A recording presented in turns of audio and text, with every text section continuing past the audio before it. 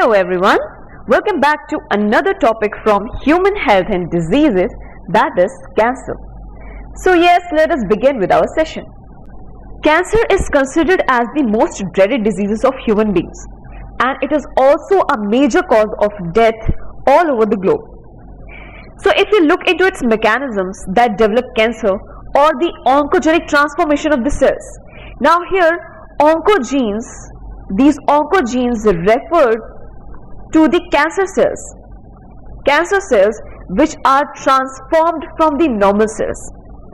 So we were talking about its mechanism, its treatment and its control. Now these are some of the most intense areas of research that is going on in biology and medicine nowadays. How do we differentiate between a normal cell and the cancerous cells?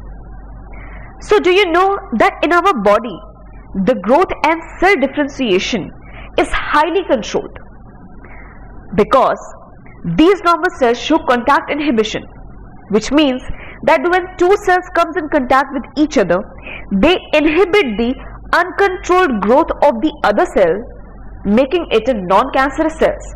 As you can see in this image that it has been marked as the normal cells.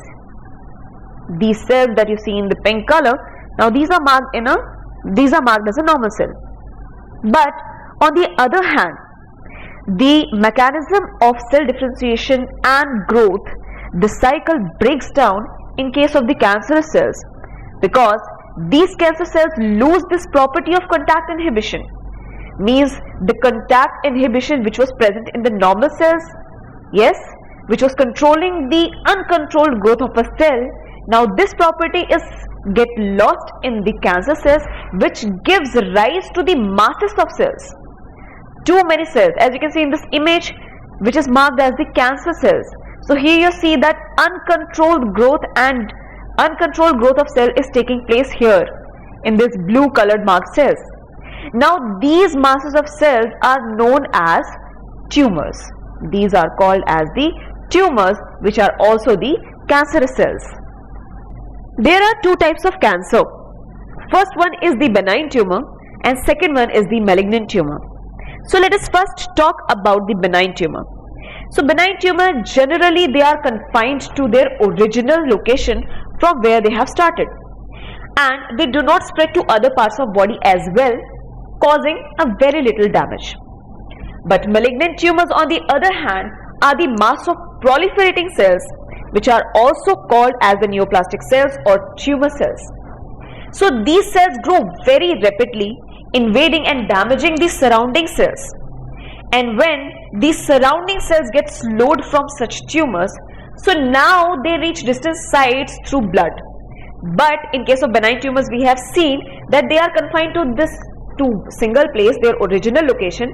But in case of malignant tumors, now they reach distant sites through the blood and get fixed there and start a new tumor there.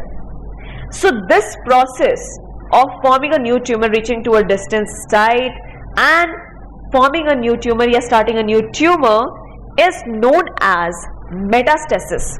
Now this term is really very important while you are studying cancer and their types. Yes, and metastasis, this property of uncontrolled division through various parts of the body. Now this is the most feared property of malignant tumor. Let us now look into the causes of cancer. So the transformation of these normal cells into cancerous neoplastic cells is basically induced by physical, chemical or biological agents which are also called as the carcinogens. Now ionizing radiations like X-rays, gamma rays and non-ionizing radiations such as UV rays. Now these damage the DNA of the body, which leads to the cancerous cells.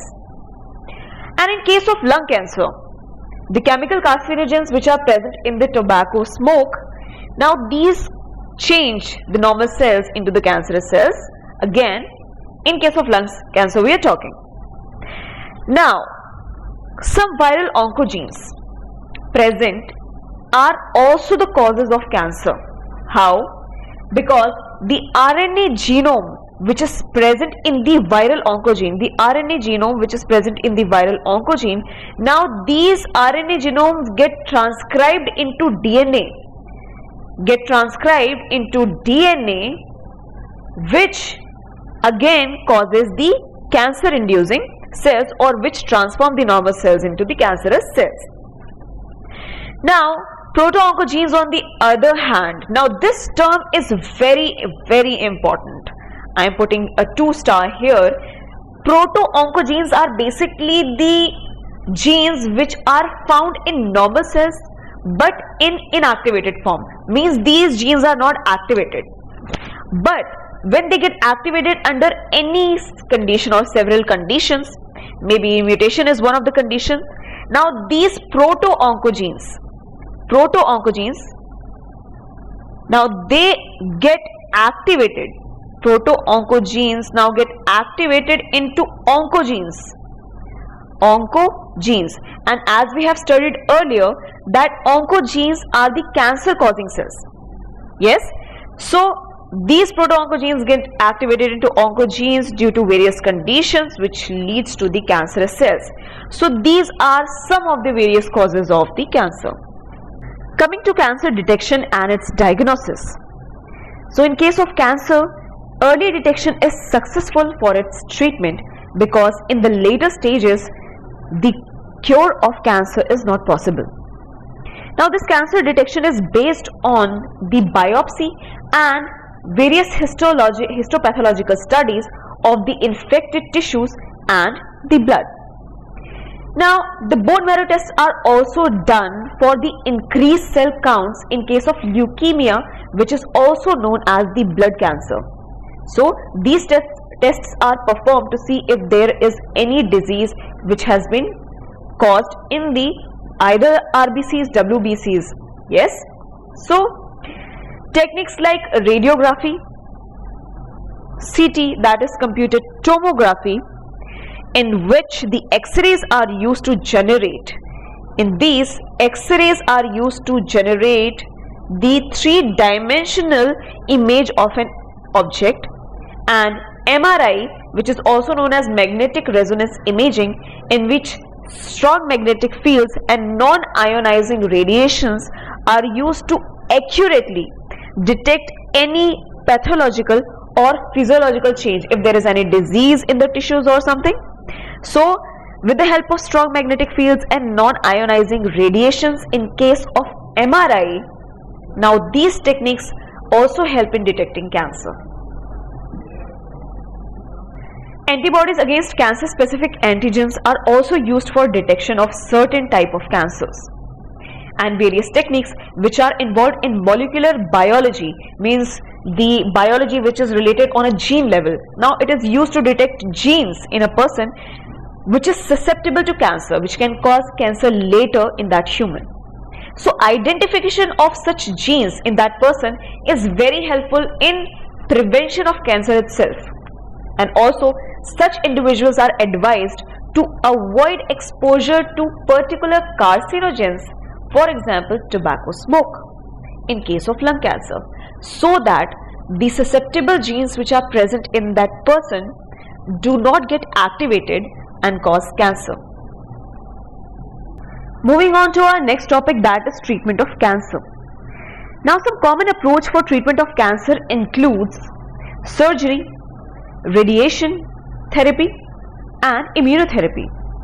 So in radiotherapy or the radiation therapy, the tumor cells are irradiated lethally, means they are killed through various doses of radiations.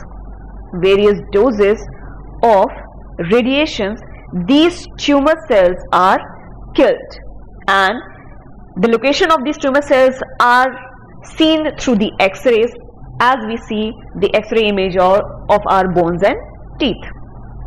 Now, several chemotherapeutic drugs are also used to kill the cancerous cells.